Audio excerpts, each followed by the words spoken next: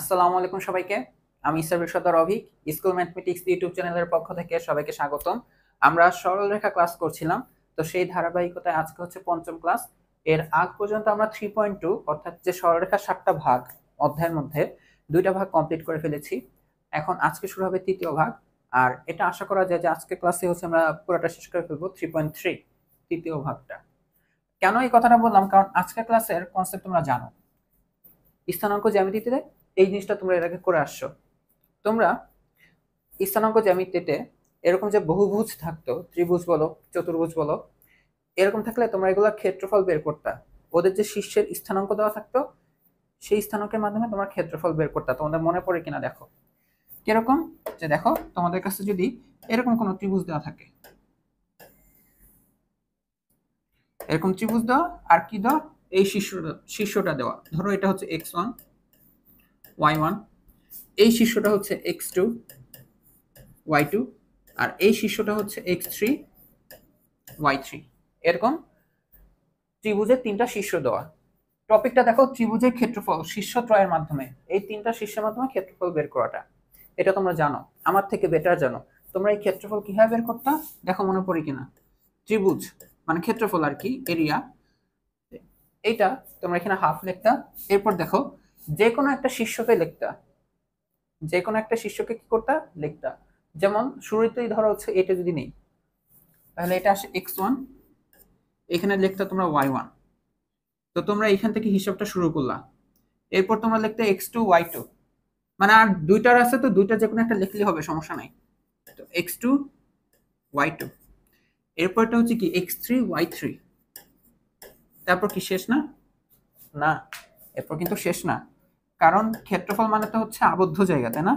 ক্ষেত্রফল মানে হচ্ছে আবদ্ধ জায়গা। তুমি এখান থেকে শুরু করলা, এই পর্যন্ত আসলা, এই যে দ্বিতীয় বিন্দু তৃতীয় বিন্দু, এই পর্যন্ত আসছো, পুরো ক্ষেত্রফল কিন্তু এখনো বের হয় নাই।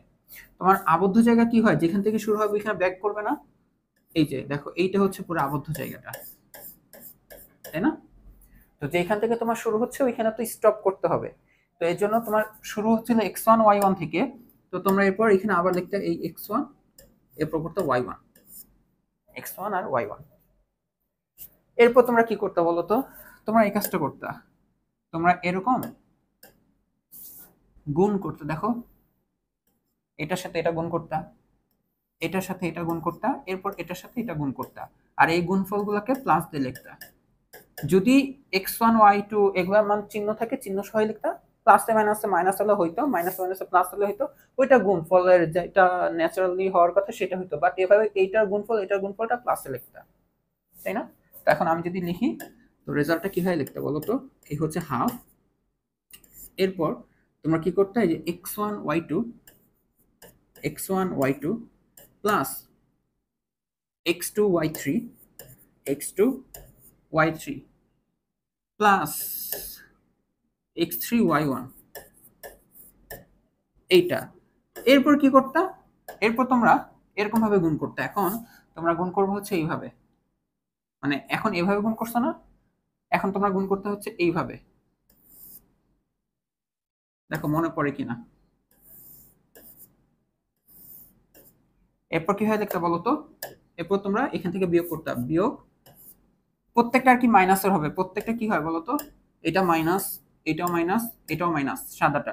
তো একবারে মাইনাস যদি কমন নিয়ে লিখি, আমরা যদি একবারে মাইনাস কমন নিয়ে লিখি, মানে তুমি এখন কি করবা, যে মাইনাস x2 y1 বা y1 x2, এরপর লেখা মাইনাস y2 x3, এরপর লেখা হচ্ছে মাইনাস y3 x1। তো একবারে মাইনাস কমন নিয়ে যদি লিখি তাহলে কি আসে দেখো তো, x2 y1 বা y1 x2 যদি লিখি, এরপর হচ্ছে y2 x3, y2 x3, এটা মাইনাসের ছিল, মাইনাস কমন নেওয়ার কারণে ব্র্যাকেটে প্লাস লিখলাম। এরপরটা হচ্ছে এখানে প্লাস দিয়ে লিখবো হচ্ছে y3 x1। দেখো মনে পড়ে কিনা। এই যে এমন ছিল হচ্ছে তোমাদের ক্ষেত্রফল বের করার কনসেপ্টটা। ওইখানে খালি তোমরা একটা জিনিস মনে করতা, যে তোমরা যদি ঘড়ির কাঁটার বিপরীতে যাও তাহলে তোমার ক্ষেত্রফলটা কিসে পাবা, ধনাত্মক পাবা। ক্ষেত্রফলের অ্যান্সারটা পজিটিভ আসবে। আর ঘড়ির কাঁটার দিকে গেলে তোমরা অ্যান্সারটা নেগেটিভ পাইতা। তো এটা নিয়ে ত্রিভুজ যদি হয় এটা নিয়ে তোমাদের টেনশনের কোনো বিষয় নাই। তুমি যে কোনো একটা বিন্দু নেবা, এরপর এইটা নিবা না এটা নিবা, চোখ বন্ধ করে একটা নিবা, নিলা, এরপর বাকি থাকবে আরেকটা, এরপর যেটা দিয়ে শুরু করছিলা সেটাতেই ব্যাক যাবা। বুঝতে পারছো? তো তুমি ধরো বিন্দুটাকে নিলা এইটা, ধরো আমরা কি কোন বিন্দু নিছিলাম প্রথমে এটা, এরপর নিছিলাম কি x2 y2, তার মানে দেখো আমাদের ঘূর্ণনটা এরকম ছিল, তাই না? তো অটোমেটিক এটা ঘড়ির কাঁটা কিসে গেল, ঘড়ির কাঁটা বিপরীতের দিকে গেল, বিপরীতে গেলে আমরা ক্ষেত্রফলটা এখানে অটোমেটিক প্লাস চলে আসতো আমাদের। ধরো ধরো কারো মন চেয়েছিল সে এটা দেখার পরে এই বিন্দুটা লিখবে, তাহলে সে কি ঘড়ির কাঁটার দিকে আসতেছে না, তাহলে তার এই অ্যান্সারটা মাইনাসে আসতো। মাইনাসে আসলে তোমরা মডুলাস দিয়ে কি করে দিতে বলো তো, শুধু ভ্যালুটা লিখতা। মনে পড়ে কিনা 19-এ এগুলা করে আসছো? এখন কথা হচ্ছে তোমরা কি এই x1 y1 এই বিন্দু দিয়ে স্টার্ট করবে সময়? না, তুমি যে কোনো বিন্দু থেকে স্টার্ট করতে পারো।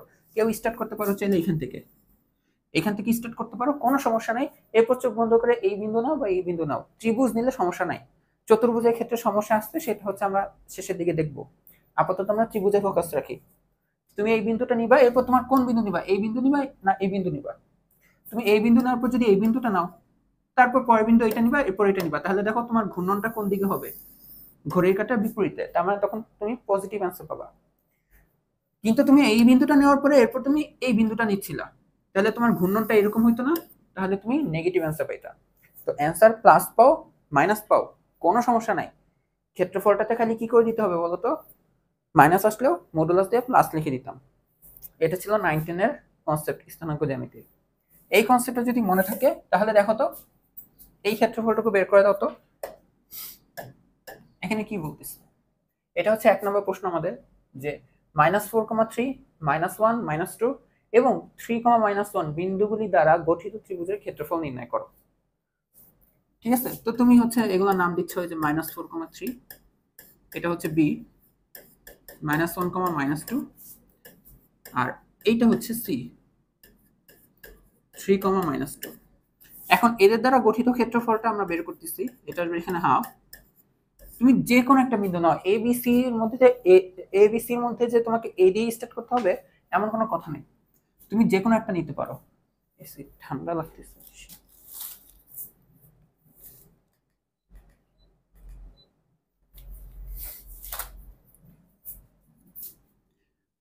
তো তুমি ধরলা কথার কথা তুমি স্টার্ট করছো বি থেকে, কোনো সমস্যা নাই, তুমি বি থেকে স্টার্ট করো, তুমি এ থেকে স্টার্ট করো, বি থেকে সি থেকে, যেটা ইচ্ছা সেটা স্টার্ট করো, বাট ওইটাতে আবার শেষ করবা, ঠিক আছে? একটু তো তুমি লিখলে যে -1 -2, এরপর তুমি এ আর সির মধ্যে যে কোনো একটাকে লেখো, কোনো সমস্যা নাই। ধরো আমি এ তে লিখলাম -4 3, এরপর সি 3 -2, এরপর শুরু করছিলাম কি থেকে, বি থেকে, তো -1 -2। ব্যাক যদি না করি আগের বিন্দুতে তাহলে তো আবদ্ধ জিনিসটা আসবে না, আবদ্ধ মানেই তো ক্ষেত্রফলটা আসবে, তাই না? আচ্ছা, এখন জাস্ট এই ভ্যালুটুকু বের করে দাও। তাহলে দেখো কি আসে, আমরা কি করব, ঘেচাং ঘেচাং করে গুণ করব, এটার সাথে এটা গুণ, এটার সাথে এটা গুণ, এটার সাথে এটা গুণ। ডিরেক্ট যদি লিখি, দেখো তোমরা তাই হোক বুঝবা যে -1 আর 3 গুণফলটা কি হবে বলো তো, -3, আর এখানে তো চিহ্ন প্লাস, গুণফলটা প্লাসের হবে, তার মানে এটা হবে ওভারঅল -3। আচ্ছা, এরপর -4 -2 মিলে কত হবে 8, আর চিহ্নটা প্লাস, +8। আচ্ছা, এরপর দেখো 3 আর -2 মিলে কত হবে -6, বা চিহ্নটা তো প্লাসের, তো প্লাস মাইনাসে মাইনাস, তাহলে -6 মাইনাস। এরপর তুমি হচ্ছে আমার এই গুণটা করবা, এখন হচ্ছে ঘেচাং ঘেচাং এটা করবা। তো এখন দেখো তুমি তো আগেই মাইনাসটা দিয়ে নিচ্ছ, এখন জাস্ট কি করবা, গুণফলটা লিখবা। তাহলে দেখো 4 আর 2 এর গুণফল কত হয়, -4 -2 মানে 8, এই হলো 80। 3 আর 3 এর গুণফল কত আসবে বলো তো, 3 3 9, এই হলো +9। আর -2 -1 মিলে কত হবে বলো তো, 2। তো খেয়াল করো এটা কত আসে, আমাকে বলো। 8 থেকে 6 গেলে কত হয়, 2 হয়। -3 আর 2 মিলে কত হবে বলো তো, -1। আচ্ছা, ওইখান থেকে কত আসে দেখো, 9 আর 2 মিলে কত হবে, 8 আর 2 মিলে হবে 10, 10 আর 9 মিলে 19, তাহলে এখানে আসবে হচ্ছে -19। তার মানে আমাদের এখানে আসতেছে হাফ, এটা আসতেছে কত জানো, -20। বাট এই যে মডুলাস আছে, তাহলে আমরা এখানে কি নেব বলতো, শুধু 20। তার মানে এটা আসবে আমাদের 10 বর্গ একক। তার মানে আমি যে বি এর পরে কাকে নিচ্ছিলাম দেখো তো, এ, এটা হয়ে গেছে কি ক্লকওয়াইজ। বি এর পরে আমি যদি সি কে নিতাম, যে কোনো একটাই তো, তাই না? ধরো কথা কথা হচ্ছে এরকম, এরকম তো, তাই না? তো বির পরে হচ্ছে আমি কাকে নিয়ে নিছি, এ কে, অর্থাৎ এরকম গেছে আমার রাউন্ডটা। এটা হয়ে গেছে ঘড়ির কাঁটার দিকে, এটা হয়ে গেছে কি ঘড়ির কাঁটার দিকে। এই কারণে আমার ক্ষেত্রফলটা মাইনাস আসতেছিল, মডুলাসের কারণে প্লাস দিয়েছি। তুমি যদি সি কে লিখতা তার মানে যে বি থেকে সি এরকম আসতো, তাহলে তোমার এখানে মাইনাসটা আসতো না। বিশ্বাস করো, আই হোপ তোমরা এটা বিশ্বাস করো বা নিজেরা করছো। তোমরা দরকার হলে বি এর পর সি নিয়ে তোমরা করে দেখো, তারপর একে নিবা, দেখবা যে এটা পজিটিভ আসবে। তো এই ক্ষেত্রফলটুকু তোমাদের একটু মনে করাই দিলাম, দেখো মনে পড়ে কিনা।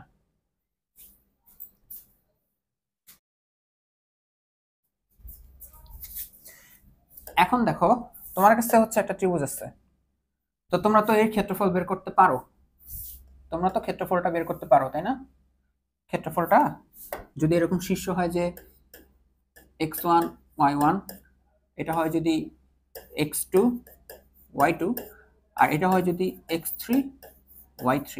তো তোমরা এর ক্ষেত্রফল বের করা শিখছো যে এরকম হাফ, যে কোনো একটা বিন্দু থেকে স্টার্ট করবা, কোনো সমস্যা নাই। তো আমরা x1 থেকে স্টার্ট করলাম, এই হলো y1, এরপরে x2 নিলাম, এরপরে y2 হলো, এরপরে x3 নিলাম, এরপরে y3 হলো, এরপর আমরা যেখানে শুরু করছিলাম ওইখানে থামলাম, তাই না? যেখানে শুরু করছিলাম ওইখানেই থামলাম, শেষ। এরপর যে বিস্তার, এটা তোমরা করতে পারো যে কিভাবে হবে। তোমরা এই পদ্ধতিটা জানো যে এখানে x1 আর y2 গুণ হবে, এরপর x2 আর y3 গুণ হবে, প্লাস দিয়ে x2 y3, এরপর x3 y1 গুণ হবে, x3 y1। এরপর কি হবে, এখন এইভাবে গুণগুলো হবে, তাই না? এই যে এইটা বরাবর যদি দেখাই,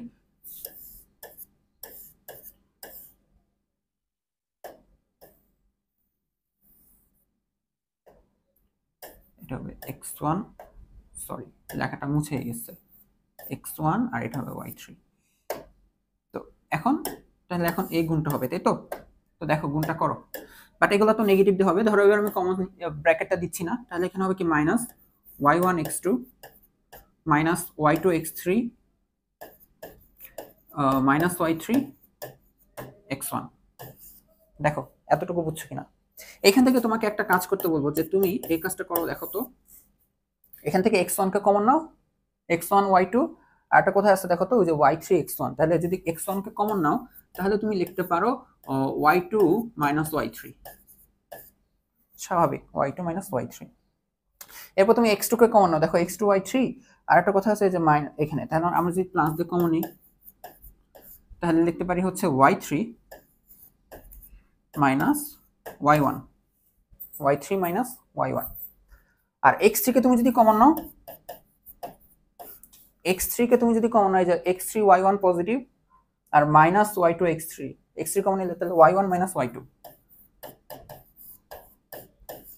এতটুকু, কোনো ঝামেলার কিছু নাই, তাই না? কোনো ঝামেলার কিছু আসতেছে এখানে এখন পর্যন্ত? আচ্ছা এখন দেখো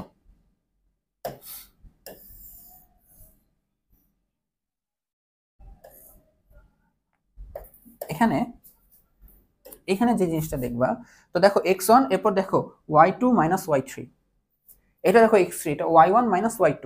একটা জিনিস বলি, ছোট্ট একটা ব্যাপার বলি, এখানে y2 থেকে y3, তার মানে y2টা দ্বিতীয়, y2 আর y3 এর মধ্যে কে আগে? y2 আগে y3 পরে।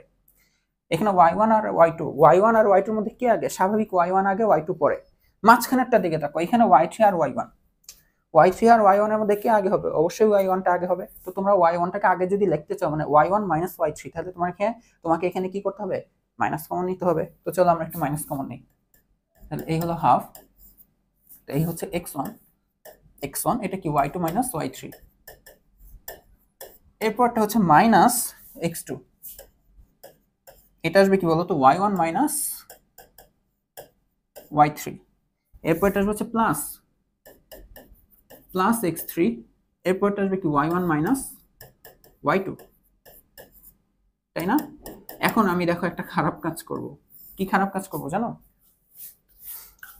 এই যে দেখতেছো যে x1, এই x1 কে দেখো আমি এভাবে লিখবো নির্ণায়কের মাধ্যমে y2 y3 1 1। দেখো এই নির্ণায়কটা তোমরা পারো না? ম্যাট্রিক্স নির্ণায়কের নির্ণায়ক বের করা শিখছো না, যে এটার সাথে এটা গুণ হয়, অর্থাৎ y2 গুণ হবে মাইনাস এরপরে y3 এটার সাথে গুণ হয়। অর্থাৎ দেখো তোমরা যদি নির্ণায়কের কনসেপ্ট যদি না পারো, তোমাদের কাছে যদি এরকম ভাবে থাকে এ বি সি ডি, এইটা নির্ণয় কিভাবে বের করতে হয়, এই গুণটা আগে হয় অর্থাৎ এডি হয়, দেন মাইনাস, এরপর এই গুণটা হয় অর্থাৎ বিসি হয়। এটা হচ্ছে নির্ণায়কের গুণ করার প্রসেস। তো দেখো ওয়াই টু আর ওয়াই গুণ হয়ে কত হবে, ওয়াই টু মাইনাস এই গুণটা হবে ওয়াই থ্রি। উল্টা হয়ে লিখছি, অর্থাৎ এই লাইন থেকে আমি এই লাইনটা লিখছি। এবার ওইখানেও দেখো তো আমি যদি লিখি এটা হচ্ছে মাইনাস এক্স টু, এটা তাহলে কি হয়ে দেখা যায় Y one Y three one one লেখা দেখা যায়। হ্যাঁ, আরেক লাইন হচ্ছে আমরা যদি নিচে লিখে দিই অর্থাৎ এক্স থ্রি, এটাকে লেখা যাবে Y one Y two one one. এতটুকু বুঝছো কিনা বলো?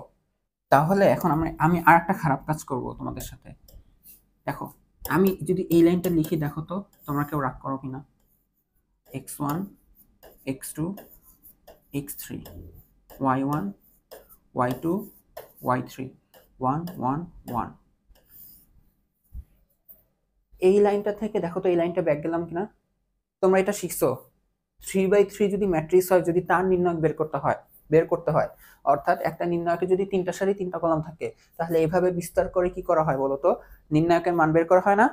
যে প্রথমটা x1 কি করা হয় ধরবা, তো এর সারি আর এর কলামটা বাদ, এরপর যে y2 আর y2 into 1 minus y3 into 1, দেখো এটাই করা হয়তো না x1, তো x1 এর সারি কলাম বাদ দিয়ে কি থাকে y2 1 y3 1, যে y2 1 y3 1 সারি তো বুঝো যে এইটা সারি এইটা কলাম।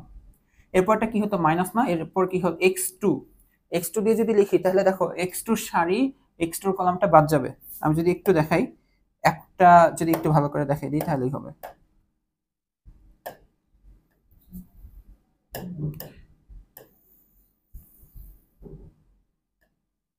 যখন আমি x2 নিয়ে আলোচনা করব, x2 সারি বাদ যাবে আর x2 কলামটা কি যাবে বলতো বাদ যাবে, বাট এটা আসবে মাইনাস দিয়ে, এজন্য যে মাইনাস। তো দেখো তো এই সারি কলাম বাদ দিলে কি থাকবে y1 1 y3 1, দেখো তো এটাই না y1 1 y3 1। এরপর যখন x3 লিখবা, তো x3 সারি x3 কলাম বাদ যাবে অর্থাৎ এইটা আর এটা বাদ যাবে অর্থাৎ y1 1 y2 1 y1 1 y2 1। তাহলে আমরা উল্টা ভাবে আসছি, কিন্তু নরমালি তোমরা যে এইটা থেকে নির্ণায়কের মাধ্যমে এইখানে যেটা দেন এখানে যেটা, বাট এবার আমরা উল্টা আসছি। কেন আসছি? এই কারণে দেখো x1 x2 x3 এটা কি তোমার যে তিনটা যে শীর্ষ দেওয়া থাকবে এই তিনটা ভুজ না একদম কলাম বরাবর।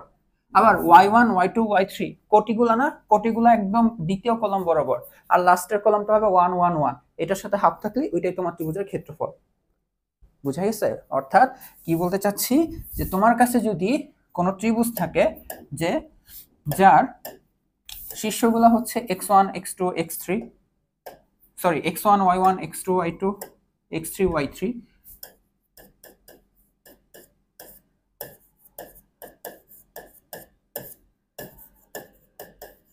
এরকম যদি কোনো ত্রিভুজের শীর্ষ থাকে, তাহলে তুমি নির্দ্বিধায় নির্ণায়কের মাধ্যমে তার ক্ষেত্রফল বের করতে পারবা। কিভাবে?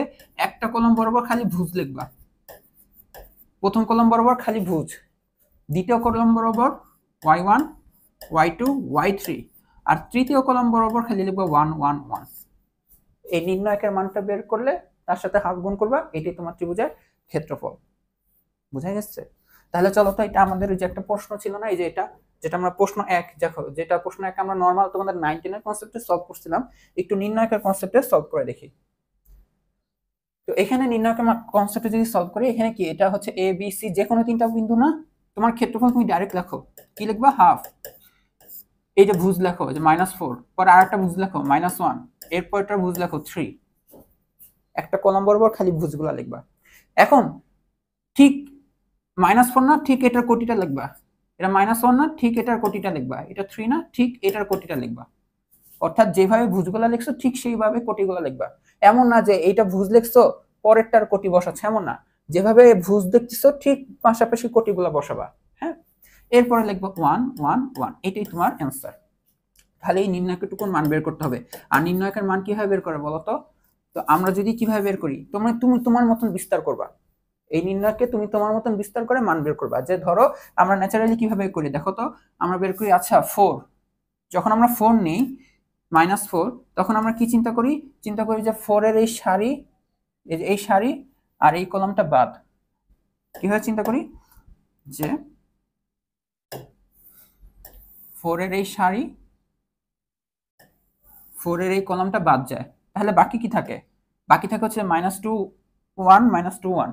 তো এই গুণটা করো এখন, তাহলে এই গুণটা করলে কত আসবে দেখো তো, -2।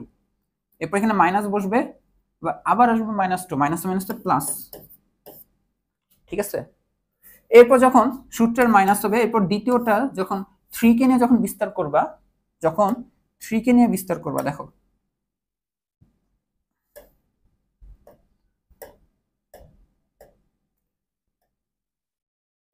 তখন হচ্ছে দেখো তো 3 এর সারি, 3 এর সারি আর 3 এর কলামটা বাদ হয়ে যাবে, তাহলে থাকে কি -1 1 3 1। তাহলে এখন এই গুণনটা হবে যে -1 আর 1 গুণ হয় কত হবে, -1।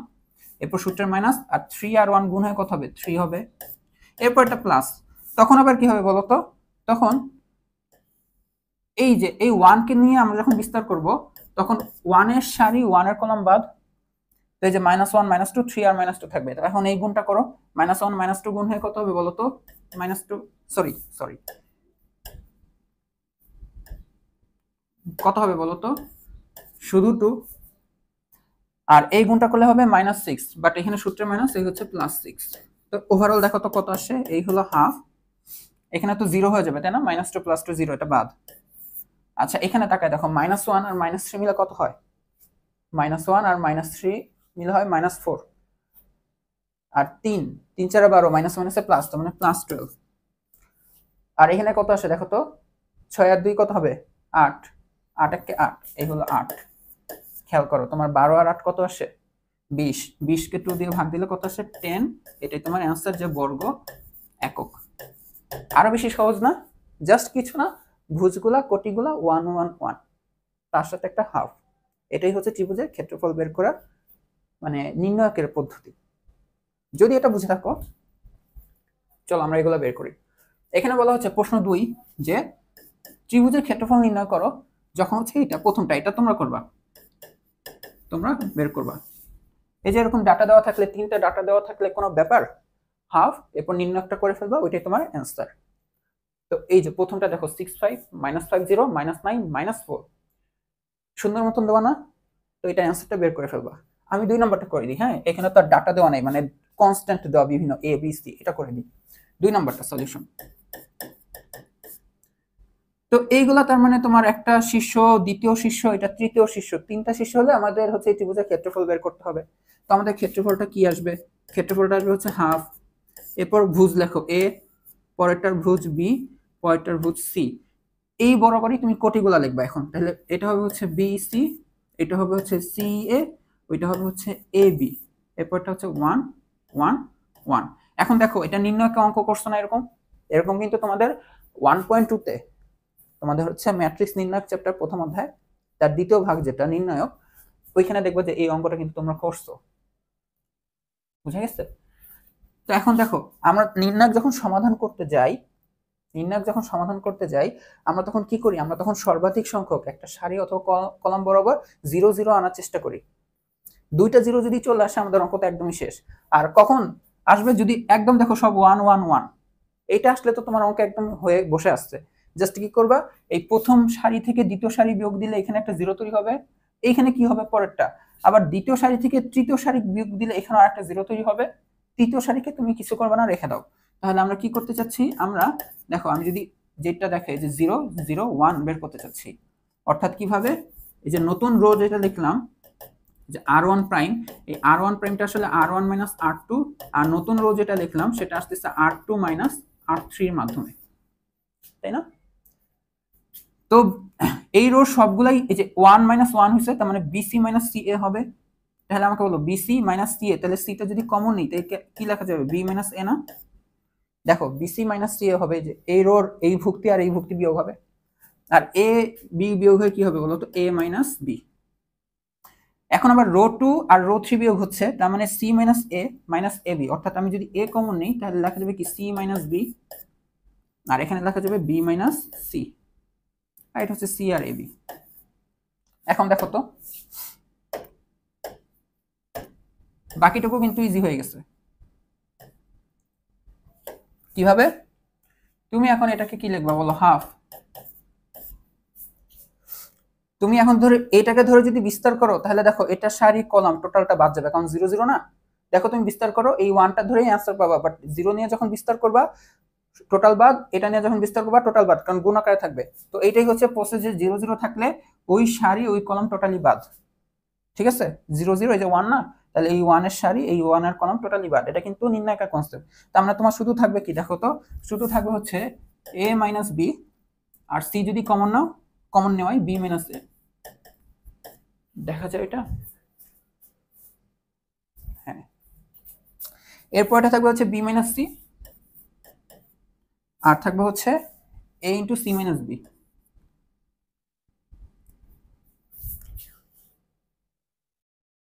c মাইনাস b, হ্যাঁ sorry, a into c minus b। এখন খেয়াল করো, এটা আছে a মাইনাস b, তুমি যদি এখানে মাইনাস কমন নাও, এখানে আবার কি আসবে বলো তো, a মাইনাস b। আমরা তো জানি একটা নির্ণায়কের যে কোনো একটা সারি অথবা যে কোনো একটা কলম বরাবর যদি কমন কোনো কিছু থাকে, ওইটাকে বের করে আনা যায় কমন নেওয়ার মাধ্যমে, তাই না? একই সাধারণ কোনো কিছু যদি থাকে, তাহলে আমরা এখানে কি লিখবো, হাফ, এটা লিখবো a মাইনাস b, এটা লিখবো minus c into a minus b। ঠিক আছে, এ হচ্ছে মাইনাস c, আর এটা b মাইনাস c, আর এখান থেকে আমি এটা লিখতে পারি মাইনাস a, এটা b মাইনাস c। তাহলে দেখো এখান থেকে দেখো কি কি বাইরের থেকে আসবে।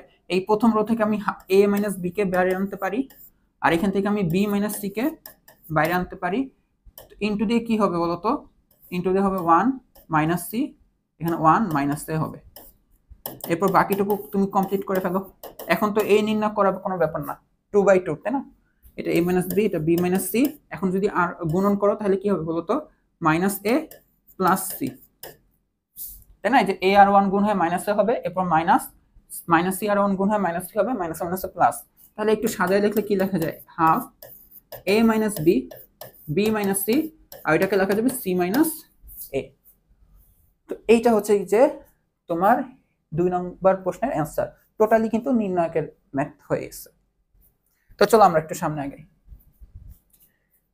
এইখানে আমরা কিছু ম্যাথ করব, যে বলতেছে যে প্রমাণ করো যে এটা এটা আরেকটা, এই 3টা বিন্দু দেওয়া সবগুলোতে পি। এখন বলতেছে যে এই বিন্দুগুলো দ্বারা গঠিত ত্রিভুজের ক্ষেত্রফল হবে পি বর্জিত, অর্থাৎ এই 3টা বিন্দু নিয়ে যে ত্রিভুজটা হচ্ছে তার ক্ষেত্রফলের মধ্যে কোনো পি থাকবে না। একটু আজব না, যে পি তো শীর্ষ নিয়ে তৈরি হচ্ছে, সবগুলা শীর্ষের মধ্যে পি আছে, তাহলে রেজাল্টে পি থাকবে না, কেমন দেখায়? তো চলো একটু দেখি। তো আমরা তাহলে এটা ক্ষেত্রফলটা বের করি। ডাইরেক্ট ক্ষেত্রফলটা যদি বের করতে চাই তাহলে এখানে আসবে হাফ, এখানে এই ভুজটা লিখি, প্রথমটা পি, পরেরটা হচ্ছে কি পি প্লাস 3, পরেরটা হচ্ছে পি প্লাস 2। ওকে, এরপর হচ্ছে পি মাইনাস 2, এরপরটা হচ্ছে পি, এরপরটা হচ্ছে পি প্লাস 2। এখন হচ্ছে 1 1 1।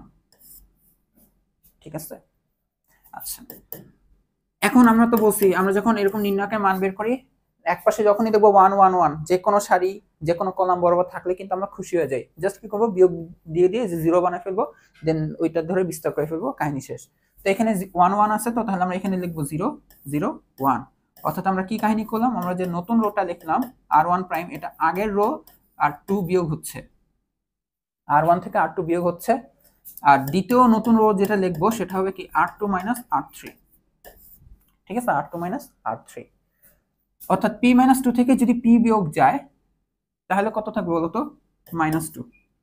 আর p থেকে যদি, আচ্ছা তারপর এটা করি, p থেকে যদি আবার p প্লাস মাইনাস 3 বিয়োগ যায় তাহলে p, এটা মাইনাস p মাইনাস 3 হয়ে যাবে, p p কাটাকাটি যায়, এখানে থাকবে হচ্ছে মাইনাস 3। বুঝা গেছে? আচ্ছা এটা তো প্রথম রো কমপ্লিট। দ্বিতীয় রো হচ্ছে কি, যে 1 থেকে 1 বিয়োগ গেছে, এখন এটা থেকে এটা বিয়োগ যাবে, এই দ্বিতীয়টা থেকে এই তৃতীয়টার ভর্তিটা বিয়োগ যাবে। তো p থেকে যদি বিয়োগ যায় এটা মাইনাস p মাইনাস 2 হয়ে যাবে, আর এটা আসবে সুন্দর মতন p প্লাস 2। আর এরপর p প্লাস 3 থেকে এটা যদি বিয়োগ যায়, এটাও লিখে দিই, p প্লাস 2 আসবে, আর এটা মাইনাস p মাইনাস 2, তাহলে এখানে হয়ে যাবে 1। দেখো বুঝছো কিনা, p প্লাস 3 মাইনাস এই যে এটা, তাহলে minus p minus 2, p p কাটাকাটি যায়, 3 থেকে মাইনাস 2 গেলে আর কি হয়ে যাবে 1। বুঝে গেছে? এখন দেখো তো, এটা আমরা যখন নির্ণয়টা করব তখন আমরা কিভাবে অঙ্ক করব, আমরা তখন কিন্তু এইটাকে ধরে বিস্তার করব, তাই না? তো এই টোটাল সারি টোটাল কলাম টোটালি বাদ, কারণ এই যে 0 0। তাহলে এখন আমরা কি করতে পারি, তাহলে এখন আমরা লিখতে পারি, আমাদের অ্যান্সারটা আসতেছে এরকম, যে হাফ -3 -2 1 -2। খেয়াল করো কোন পি আছে, তোমার অ্যান্সার এখন কত আসবে বলো তো?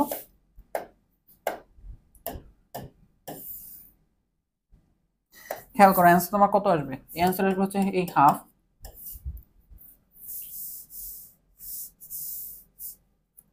এরপর কি হবে বলো তো? এইটার সাথে এটা গুণ হয়ে কত হবে? 3 দুগুণ 6, তো মাইনাস মাইনাসে প্লাসই হয়ে গেছে, চিহ্ন চেঞ্জ হচ্ছে না। আর এটা হচ্ছে -2, এখানে মাইনাস হইতো বাট মাইনাস মাইনাসে +2 হয়ে যাবে। তাহলে 6 আর 2 কত? 8। 8 যদি 2 দিয়ে ভাগ হয় তাহলে আসবে হচ্ছে 4, 4 বর্গ একক। তার মানে আমরা কি বলতে পারি? যে আমরা বলতে পারি যে এদের দ্বারা গঠিত ক্ষেত্রফলটা পি বর্জিত। গঠিত ক্ষেত্রফল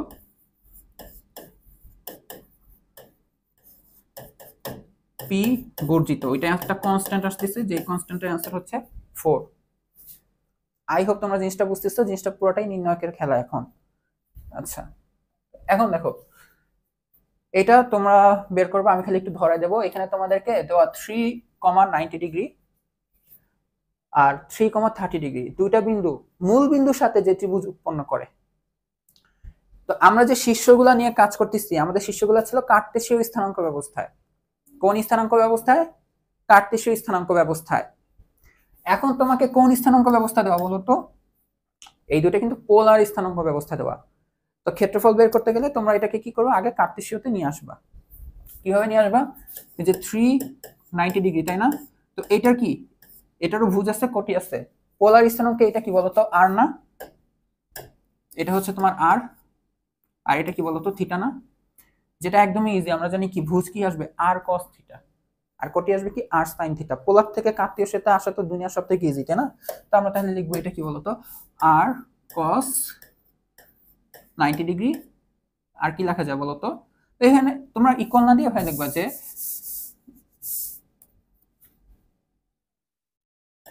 এর কার্টেসীয় স্থানাঙ্ক, এর কার্টেসীয় স্থানাঙ্ক। এটা তোমরা এভাবে লিখে দেন দেখায় দাও যে এটা আসবে কি বলতো? আর cos থিটা, অর্থাৎ 3 cos 90 ডিগ্রি। এরপর এটা আসবে 3 sin 90 ডিগ্রি। এরপর তুমি ডাইরেক্ট ভ্যালু দেখো, cos 90 মান কত? 0 না?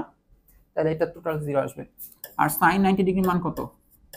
1, তার মানে এটা হচ্ছে 0,3। আরেকটা আছে কি বলতো? 3,30 ডিগ্রি। ওইটার কার্টেসীয় স্থানাঙ্ক তাহলে কি আসবে? 3 cos 30 ডিগ্রি। আরেকটা আসবে 3 sin 30 ডিগ্রি। cos 30 মান কত বলো? √3/2, √3/2। আর sin 30 মান কত বলো তো? হাফ, তাই হচ্ছে 3/2। তো দেখো তোমার এই দুইটা বিন্দু মূল বিন্দুর সাথে যে ত্রিভুজ গঠন করে। এখন বাকিটা তোমরা আই হোপ বুঝে গেছো, তা আমি একটু বলে দিই বাকিদের জন্য। ধরো তোমার কাছে দুইটা বিন্দু দেওয়া হচ্ছে এরকম, হ্যাঁ, কথার কথা দুইটা বিন্দু দেওয়া, যে এটা একটা বিন্দু আর এটা একটা বিন্দু। দুইটা বিন্দু দিয়ে তো আর ত্রিভুজ গঠন হয় না। ত্রিভুজ গঠন করতে গেলে তিনটা শীর্ষ তো লাগবেই, তিনটা মাথা। আবদ্ধ ক্ষেত্রফল লাগবে না? আবদ্ধ ক্ষেত্রফলের জন্য তো আমাদের আরটা এই সংযোগ রেখার বাইরে কোনো না কোনো বিন্দু তো লাগবেই। এখন তোমাকে যদি বলে মূল বিন্দুর সাথে কত ত্রিভুজ, মানে কত ক্ষেত্রফল বিশিষ্ট ত্রিভুজ গঠন করে, তাহলে কোন ত্রিভুজটাকে বুঝাবে বলো তো? যদি বলে মূল বিন্দুর সাথে ত্রিভুজ, তাহলে কি এটা না? এইটা মূল বিন্দুটা তোমার আর একটা শীর্ষ। তাহলে দেখো এটা একটা শীর্ষ, এটা একটা শীর্ষ, এটা একটা শীর্ষ, তাহলে এই ত্রিভুজটাকে তারা বুঝায়, তাই না? তো তোমার যেহেতু দুইটা শীর্ষ দেওয়া, তাহলে অপর শীর্ষটা কি হবে বলো তো? অপর শীর্ষ হচ্ছে 0,0, মূল বিন্দু 0,0। তো এইটা একটা শীর্ষ, এটা একটা শীর্ষ, 0,0। এগুলার মান তুমি জানো, এটা এখন তুমি ক্ষেত্রফল বের করবা, তোমাদের কাজ বাকিটুকু কি বলতো? আমাদের SW, ঠিক আছে? তো আমরা বাকি সামনের দিকে আগাই। এখানে বলা হচ্ছে দেখো যে A 3,4, B হচ্ছে 2t,5 আর C হচ্ছে 6,t। বিন্দু ত্রয় দ্বারা উৎপন্ন ত্রিভুজের ক্ষেত্রফল এটা কি বলতো? এটাকে কি বলে? তোমরা আবার বলো না যে ভাইয়া 19 ইন্টু হাফ, এটা বলো না, এটা কিন্তু 19.5 বোঝাচ্ছে। 19.5 আর 19 ইন্টু হাফ মানে কিন্তু কত? 9.5 আসবে, তাই না? 9.5 আসবে না, 9.75 আসবে আর কি। আচ্ছা যাই আসুক, দুটো কিন্তু আলাদা কথা। 19.5 এটা কি যে সমস্ত শিখছো না ছোটকালে? অনেকে কেন জানি কনফিউজড হয়ে যায় অনেকদিন পর দেখে, ইন্টারে উঠে অনেক বড় হয়ে যায় তো ছোটকালে জিনিস দেখে একটু কনফিউজড হয়ে যায়। তো এটা কিভাবে আসবে বলতো? 19 দুগুণ 38, 38 আর একে কত? 39। এটা ওইটা মানে কিন্তু এটা, ঠিক আছে? আচ্ছা যাই হোক, তো আমরা অঙ্কটা পড়ি যে এই তিনটা শীর্ষ দ্বারা উৎপন্ন ক্ষেত্রফলটা তোমাকে দিয়ে দিচ্ছে। এখন বলতেছে টি এর মান বের করো। তোমার শীর্ষগুলো হচ্ছে টি রিলেটেড, একটাতে 3 4, একটা 2t, আর একটা হচ্ছে 6, t 2t, 5, 6, t। তো শীর্ষগুলো যেহেতু টি রিলেটেড, তো আমরা এই এবিসি ত্রিভুজের ক্ষেত্রফলটা বের করি। তাহলে আমরা কি টি রিলেটেড একটা ডাটা পাবো না? কি পাওয়া উচিত? এই হাফ, 3, 2t, 6, এরপরটা হচ্ছে 4, 5 আর টি। আই হোপ তোমরা এই উঠানোটা এখন বুঝতে পারছো। এরপর আসবে কি 1, 1, 1। এখন এই ক্ষেত্রফল বের করার কোনো ব্যাপার বলতো? কি করবা? এই যে এতক্ষণ পর্যন্ত যা করতেছিলাম এখনো তাই করবো। এই যে এখানে 0, 0, 1, এখানে আমি নতুন রো কিভাবে পাচ্ছি? r1 - r2 করে। আর দ্বিতীয় নতুন রো কিভাবে পাচ্ছি বলতো? r2 - r3 করে, তাই না? তো এখানে তাহলে কি আসবে? 4 - 5 তাহলে কত আসবে? -1, আর 5 - t আসবে এখানে, আর নিচেরটা তো t থাকবে। আর 3 থেকে এখানে কি হবে বলতো? 3 - 2t, আর এখানে আসবে কি 2t - 6, 2t - 6, আর এখানে আসবে হচ্ছে শুধু 6। তো এরপরে আমাদের সব থেকে মজার পার্ট যেটা, বাদ দিয়ে দেওয়া। এই টোটাল এগুলা বাদ, তাই না? এগুলা বাদ। তো বাদ যদি দিয়ে দিই তাহলে কি হবে? তাহলে আমরা পাই হচ্ছে, গুণ করে দিই যে 3 - 2t এর সাথে গুণ হবে 5 - t।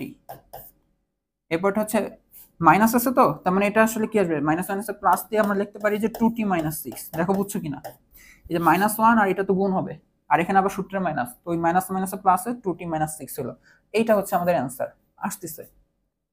এখন এইটা আমরা বলতেছি আমাদের ত্রিভুজের ক্ষেত্রফল। প্রশ্ন এবার কি বলছে? না, আমার ক্ষেত্রফল হচ্ছে যে 19.5, তাই না? 19.5। তাহলে আমরা কি করব এখন বলো? তাহলে আমরা লিখবো প্রশ্ন মতে এইটা। তাহলে দেখো প্রশ্ন মতে যেটা এটা আসতেছে যে হাফ, এই যে এই জিনিসটা তুমি গুণ করে দাও, কোনো সমস্যা নেই। তাহলে 3 × 5 = 15, 3 দিয়ে গুণ করে দিলে 3 × 5 = 15 -3t, আর এটা যদি গুণ হয় তাহলে -10t, আর মাইনাস মাইনাসে প্লাস হয় 2t স্কয়ার, আর এখানে কি 2t - 6। এইটা ইকুয়ালস টু কি আসবে বলো তো? ওই যে 39/2, তাই না? আচ্ছা, তো বাকিটা এখন দেখো, এই 2 আর এই 2টা কি যায়? কাটাকাটি যায়। তো এখানে তাহলে আমরা যদি 2t স্কয়ারটাকে আগে লিখি, এরপর সব t লিখবো, তাই না? এক ঘাত, -3 - 10 মিলে কত হবে? -13, আর প্লাস 2t। আমার মনে হয় প্লাস আর টি তোমরা মিলাই ফেলতে পারো, আমার একটু হাতের লেখাটা যথেষ্ট খারাপ। আচ্ছা, যেটা হিসাব করতেছিলাম, -3 - 10t মিলে কত হয়? -13, আর +2 মিলে কত হবে বলো তো? -11, -11t। আর আর হচ্ছে 15 আর 6 থেকে 15 থেকে 6 গেলে কত হয়? 9 হয় না? এটা আসবে +9, ইকুয়াল টু হচ্ছে 39। ওই যে 2 আর 2 সরি কাটাকাটি গেল। তো এইটা হচ্ছে 2t স্কয়ার -11t, আর 9 আর 39 এর যুদ্ধ লাগলে এক পাশে থাকবে 30, তো এই পাশে আসলে হয়ে যাবে -30। এখন দেখো তোমরা এটা সলভ করতে পারবা না? হচ্ছে -2 আর হচ্ছে 15/2, এটা তোমরা সলভ করবা, ঠিক আছে? এখন দেখো আমরা দেখবো যে তিনটা বিন্দু কখন সমরেখ হয়। সমরেখ মানে কি বলতো? সমান রেখা। এখানে সমান বলতে বোঝায় একই, বুঝছো? সমান বলতে কি বোঝায়? একই রেখা, অর্থাৎ তিনটা বিন্দু তোমার একটা রেখার মধ্যেই থাকবে, এই যে এরকম, বুঝছো? তাহলে এদেরকে এই তিনটাকেই ছেদ করে যাবে এমন একটা রেখা, ঠিক আছে? যদিও হয় নাই, মিলাই দিই জোর করে। ওই যে একটা মিম আছে না, যে বিন্দু যদি না মিলে গোল করতে থাকবা, গোল করতে থাকবা, মিলবে না মানে মিলাই ছাড়বা, তাই না? এই হচ্ছে তিনটা বিন্দু যদি থাকে তাহলে এরা হচ্ছে কি সমরেখ। এখন ধরো তো যে কোনো দুইটা বিন্দু নিলে তুমি রেখা পাবা, চোখ বন্ধ করে। রেখা যেখানে দাও, একটা বিন্দু আর একটা বিন্দু তুমি যেখানে দাও তুমি রেখা পাবাই পাবা।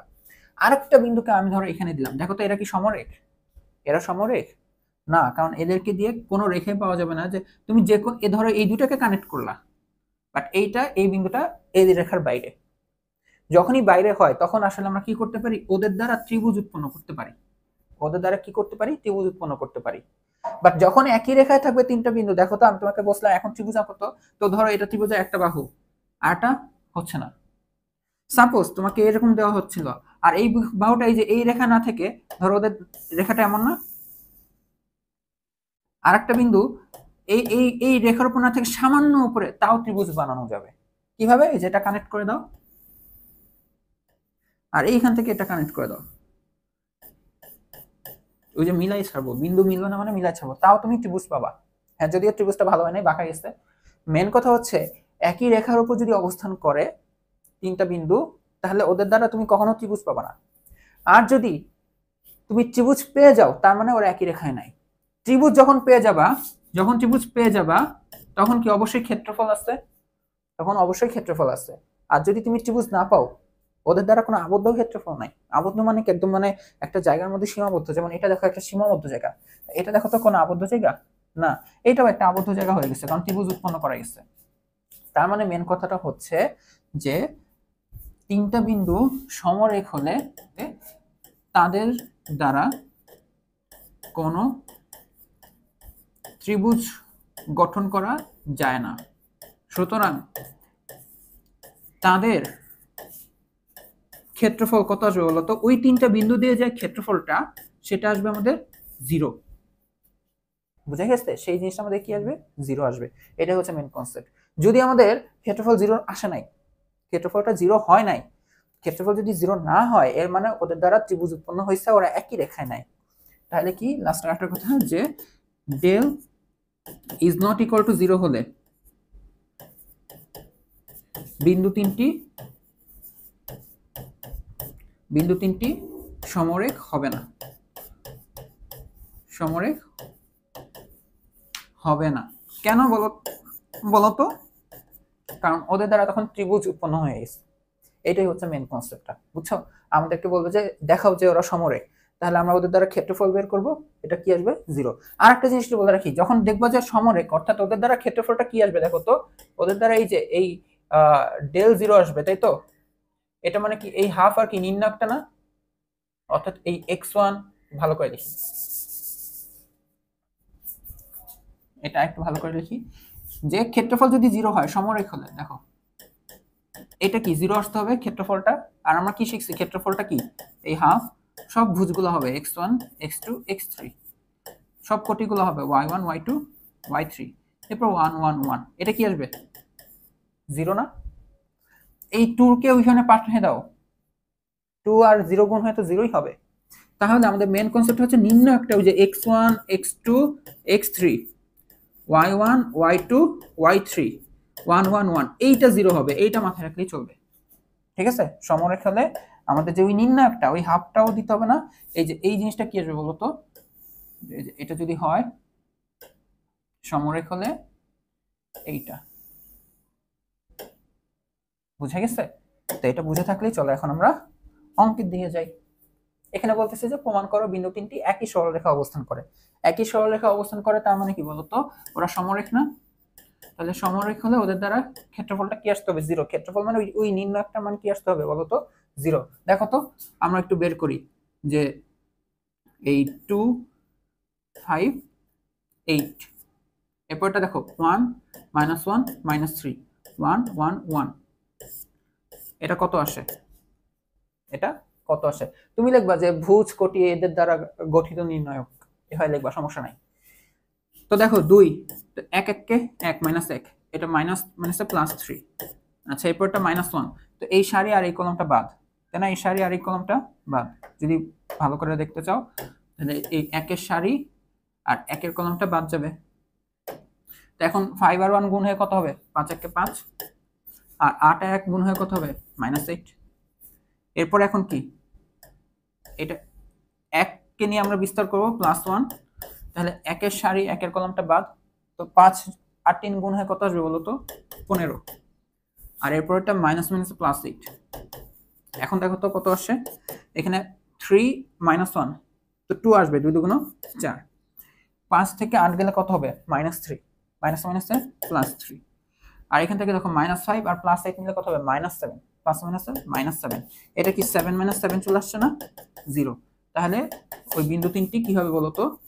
সুতরাং বিন্দু তিনটি সমরেখ। তো প্রশ্ন তো সমরেখ বলে না, প্রশ্নে কি বলছে যে একই সরলরেখা অবস্থান করে, তো এটাই লিখবো। সুতরাং বিন্দু তিনটি একই সরলরেখায়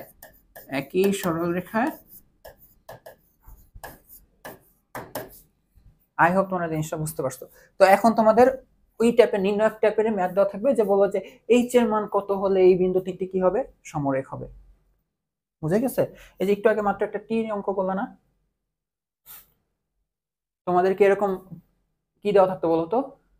এই শীর্ষের মধ্যে হুটহাট টি দেওয়া থাকতো একটা আননোন, দেন ক্ষেত্রফলের মান দিয়ে দিচ্ছে, দেন আমরা ক্ষেত্রফল বের করে কি ধরতাম ক্ষেত্রফলটা যেটা দেওয়া সেটা, এখান থেকে টির মান তোমরা বের করছো না। এইটাও সেম কাহিনী যে কোথায় প্রমাণ করো যে বিন্দু তিনটি, এটা তো করলাম যেটা বলতেছি হ্যাঁ এইটা, এখানে তোমাকে তিনটা শীর্ষ দেওয়া। এখন বলতেছি যে বিন্দুগুলো সমরেখ, সমরেখ হলে এইচ এর মান বের করো। তার মানে তোমাকে বাই ডিফল্ট ক্ষেত্রফলের মানটা কি দেওয়া বলো তো 0 দেওয়া।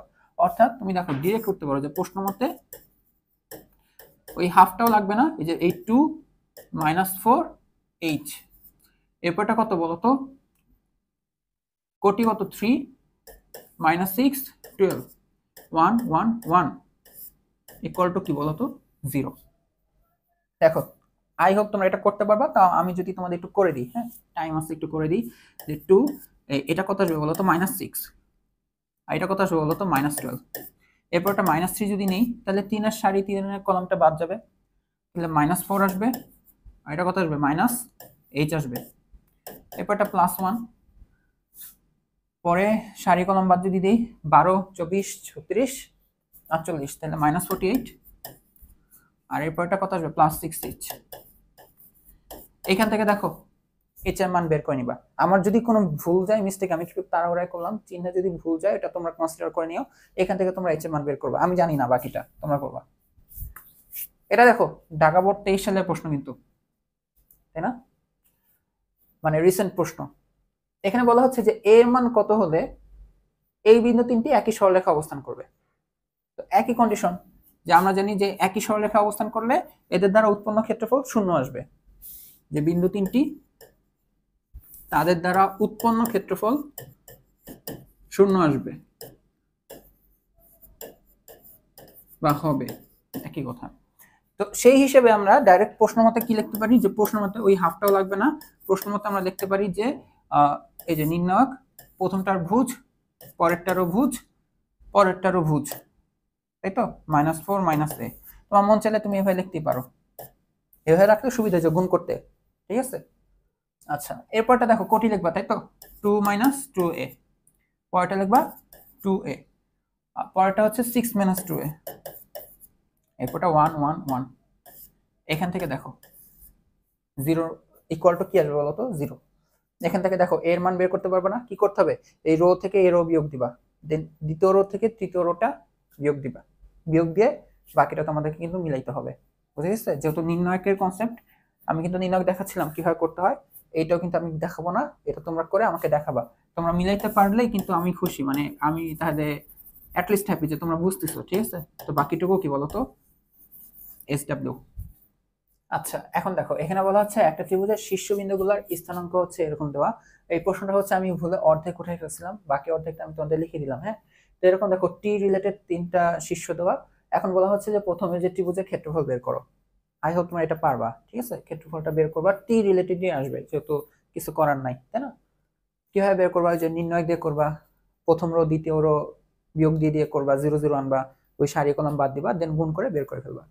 এরপরে বলতেছে যে দেখাও যে টি ইকুয়ালস টু 2 অথবা -হাফ হলে বিন্দুগুলো সমরেখ হবে। অর্থাৎ পরের ক্ষেত্রে তুমি যে ক্ষেত্রফলটা পাচ্ছ ওই ক্ষেত্রফলটা 0 ধরতে হবে যদি এই তিনটা বিন্দু সমরেখ হয়, তাই না। প্রশ্নটা এটাই বলছে দ্বিতীয় ক্ষেত্রে যে দেখাও যে এইটা হলে সমরেখ হবে। তো এরপর ক্ষেত্রফল 0 ধরে তুমি এখান থেকে এই যে ক্ষেত্রফলটাতে তো টি পাবা, শুরুর দিকে যে ক্ষেত্রফলটা বের করছো এখানে টি রিলেটেড একটা সমীকরণ আসবে, তাহলে ওই সমীকরণটা 0 ধরবা, 0 ধরলে এখান থেকে টি এর মানটা বের করে ফেলবা। বোঝা যাচ্ছে? তো এটা যদি বুঝে থাকো তো চলো এটাও এসডব্লিউ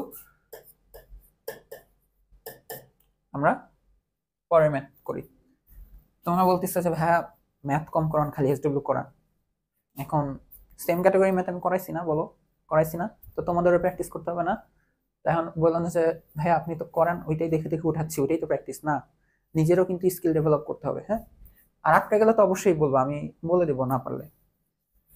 এটা দেখো এখানে বলা হচ্ছে যে এবিসি ত্রিভুজের এ বি ও সি শীর্ষ তিনটের স্থানাঙ্ক যথাক্রমে, এখানে তিনটা স্থানাঙ্ক দেওয়া, ডাইরেক্ট স্থানাঙ্ক দেওয়া, কোনো চলক নেই, মানে পি টি হ্যান ত্যান এগুলা এগুলো দেওয়া নাই, তাহলে আমরা ক্ষেত্রফল বের করতে পারবো। প্রথম প্রশ্ন হচ্ছে ক্ষেত্রফল বের করো, খুবই সিম্পল। এখন বলতেছে যে এর সাহায্যে, ওই ক্ষেত্রফলের সাহায্যে এ থেকে বিসি এর উপর অঙ্কিত লম্বের দৈর্ঘ্য বের করো। ফার্স্ট অফ অল আমরা ক্ষেত্রফলটা বের করি, ঠিক আছে? আমরা ক্ষেত্রফলটা বের করি। সুতরাং এটা আসবে কি বলতো, এই হাফ, কত লেখা যায় 5 ভুজ, এরপরটা আরেকটা ভুজ হচ্ছে -9, আরেকটা ভুজ হচ্ছে -3, এরপর কোটি লিখবো তাই না? এই হলো 6, পরের কোটি হচ্ছে 1, পরের কোটি হচ্ছে -1, এরপরটা 1 1 1, ঠিক আছে? আচ্ছা, তো এখন দেখো এই হলো হাফ। তো এখন আমরা যদি বিস্তার করে ফেলি তাহলে এখানে থার্ড ব্র্যাকেট দিয়ে দিই। আমরা যখন 5 নিয়ে বিস্তার করব, মনে পড়ে তো তাই না? তো 5 এর সারি, 5 এর কলাম বাদ যাবে, তো বাকি কি থাকবে? এই 1 1 -1 1। তো এই 1 আর 1 গুণ হচ্ছে, যেহেতু 5 নিয়ে হচ্ছে, 1 আর 1 গুণ হয়ে কত হবে? 1, মাইনাস মাইনাসে +1, শেষ। এখন আসবে -6 নিয়ে, তো -6 নিয়ে যখন লিখবো আমরা, তখন এই যে 6 এর সারি কলাম বাদ যাবে, তাই তো? তো এখন কি থাকে দেখো, এই -9 আর 1 গুণ হয়ে কত হবে বলো তো? -9, আর -3 1 গুণ হয়ে -3 হবে, এই মাইনাস মাইনাসে প্লাস হয়ে যাবে +3। এরপর এখন 1 কে নিয়ে করব আমরা, তো তখন এই 1 এর এই কলামটা কি হবে বলো তো? এটা বাদ যাবে, তো থাকবে কি -9 আর 1 গুণ হয়ে কত হবে? -9, সরি এটা কি হবে বলো তো? +9, তাই না? আর মাইনাস মাইনাসে +3 হয়ে যাবে। আচ্ছা, তো এটা আলটিমেটলি দেখো হিসাব করে কত, তো তোমরা এটা হিসাব করলে এখানে পাবো হচ্ছে 29 বর্গ একক। এটা কত আসবে? 29 বর্গ একক। তো এখন দেখো আমাদের সেশনের প্রশ্ন, আমাদেরকে প্রশ্নে বলা হচ্ছে এরকম এবিসি তিনটা শীর্ষ আছে, তো আমরা নামকরণ করি এবিসি, সমস্যা নেই, এরকম নামকরণ করলাম, ঠিক আছে? এটা ধরলাম এ ছিল, এটা হচ্ছে বি, এটা হচ্ছে সি। এখন বলা হচ্ছে যে এটা পরের প্রশ্ন হচ্ছে এ থেকে বিসি এর উপর অঙ্কিত লম্বের দৈর্ঘ্য নির্ণয় করো। অর্থাৎ এ থেকে বিসি এর উপর অঙ্কিত লম্ব, আমরা যদি এটা নাম দিই ডি,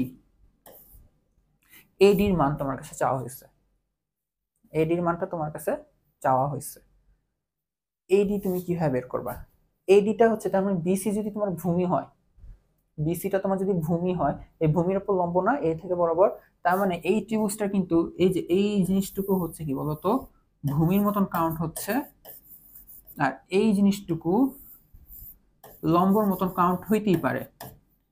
তো ত্রিভুজের ক্ষেত্রফল বের করা তোমরা ছোটখান থেকে শিখে আসছো, হাফ ইন্টু ভূমি ইন্টু উচ্চতা।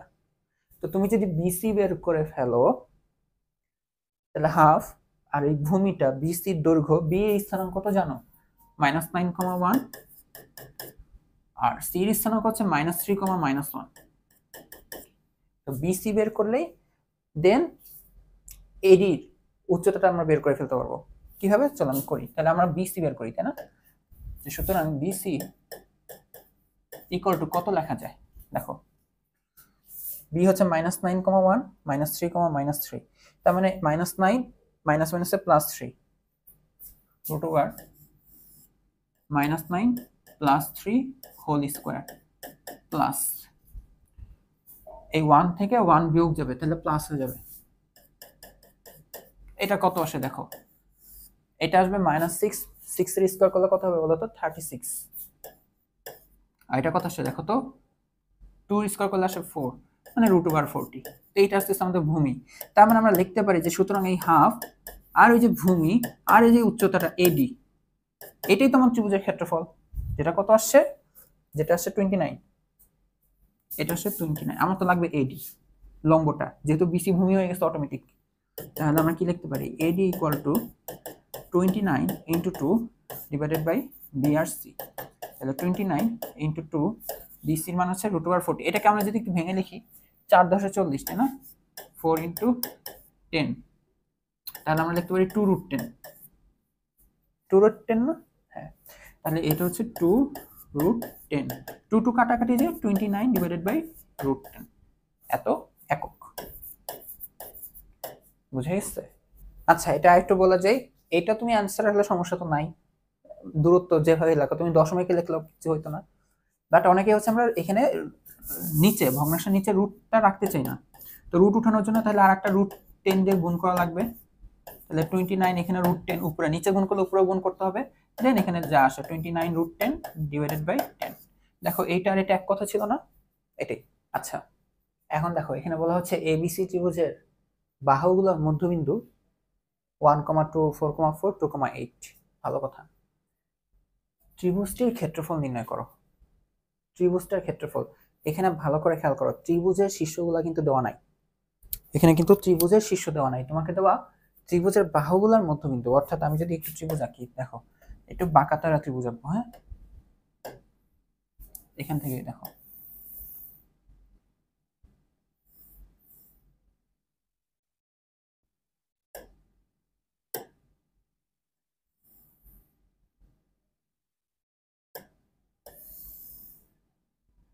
দেখো এটা একটা ত্রিভুজ না? সমবাহু ত্রিভুজ তো আঁকে না, একটু বাঁকা আঁকছে। আচ্ছা, তো ধরো এটা হচ্ছে এ, এটা বি, এটা সি। তোমার কাছে দেওয়া বাহুগুলোর মধ্যবিন্দু, সাপোজ হচ্ছে এই বিসি বাহুর মধ্যবিন্দু কোনটা হবে? একদম মাঝখানে। আবার হচ্ছে এই এসি বাহুর মধ্যবিন্দু কোনখানে হবে? একদম মাঝখানে। আর এ বি বাহুর মধ্যবিন্দু কোথায় হবে? আবার একদম মাঝখানে। তাহলে এরকম মুছে ভালো করে আঁকি দিই।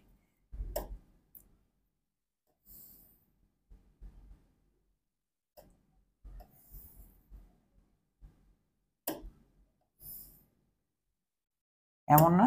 তার মানে তোমার কাছে কি দেওয়া? তোমার কাছে হচ্ছে যে এই এই বিন্দুটা দেওয়া, এটার নাম নাম আমি দিচ্ছি।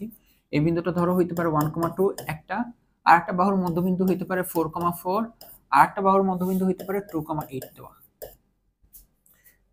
বুঝে গেছে? বাট তোমাকে বের করতে হবে টোটাল ত্রিভুজের ক্ষেত্রফল। তো তুমি যদি এখন একটা কাজ করো যে এই ত্রিভুজটার ক্ষেত্রফল বের করলা, যে না আচ্ছা আমি ধরলাম যে এই যে এই শীর্ষ আর এইটা ধরে একটা ত্রিভুজ আঁকি। হ্যাঁ, তো ত্রিভুজটা দেখতে এমন,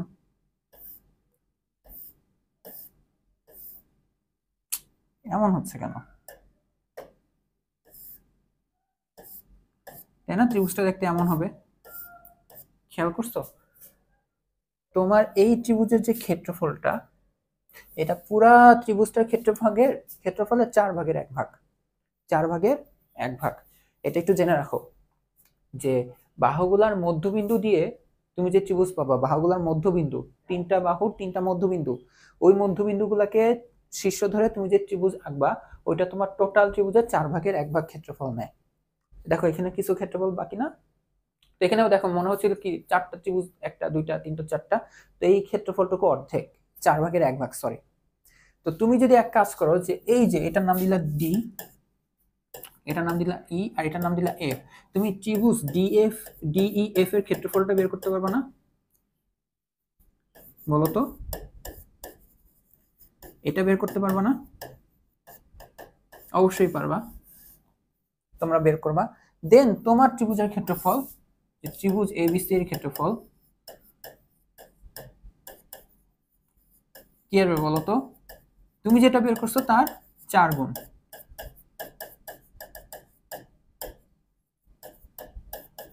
ঠিক আছে, ওইটার কি আসবে? 4 গুণ। বুঝা গেছে? ওইটা 4 গুণ করলেই তোমার টোটাল ক্ষেত্রফলটা বের হয়ে যাবে। এখন আরেকটা জিনিস দেখো, এটা দেখো বইটার একটা প্রশ্ন, যে এখানে তোমাকে এবার মধ্যমাগুলোর মধ্যবিন্দু দেওয়া। কি দেওয়া? মধ্যমাগুলোর মধ্যবিন্দু। আমরা একটা ত্রিভুজ আঁকি,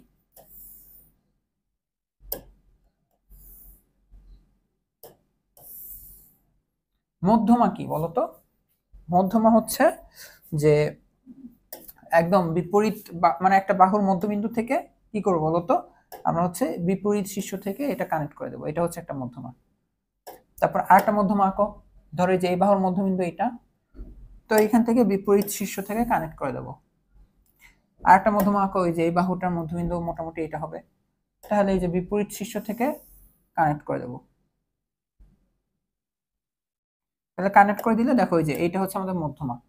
এরকম কয়টা, ধরো আমরা যদি নামকরণ করি, এটা হচ্ছে ত্রিভুজ এ ছিল, এটা বি ছিল, এটা সি ছিল, ধরো এটা ডি ই এফ। তো আমাদের মধ্যমাগুলো হচ্ছে D E F, sorry A D C E আর বিই বি এফ। এখন আমাদেরকে ত্রিভুজ এবিসি ত্রিভুজের মধ্যমাগুলোর মধ্যবিন্দু দেওয়া, তার মানে এইটা হচ্ছে, এটা একটা মধ্যবিন্দু কার, একটা মধ্যমার। তার মানে আমার মধ্যমাটা যদি হয় এডি, এডি যদি মধ্যমাটা হয়, খেয়াল করো, তাহলে এডির মধ্যবিন্দু কোনটা হবে, মোটামুটি এটা না,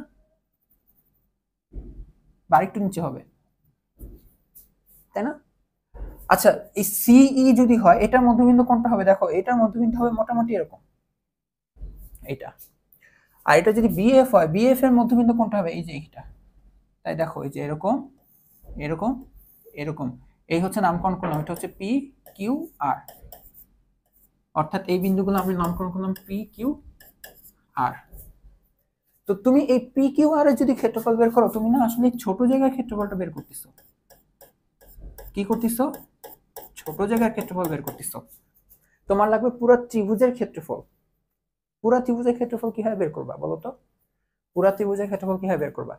এটা হচ্ছে, এটা একটু জেনে রাখো, এটা মাত্র দেখলা না যে এবিসি এর ক্ষেত্রফল কি হবে, ওই ডিইএফ নিয়ে যে ত্রিভুজটা হচ্ছিল না,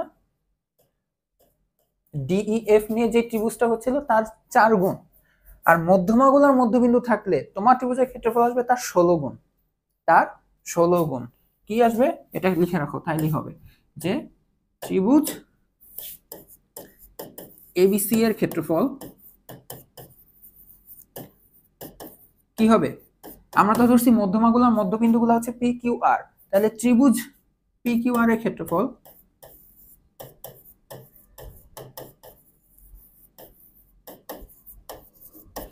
এর সাথে কি হবে বলতো, এর সাথে হচ্ছে 16 গুণ হবে।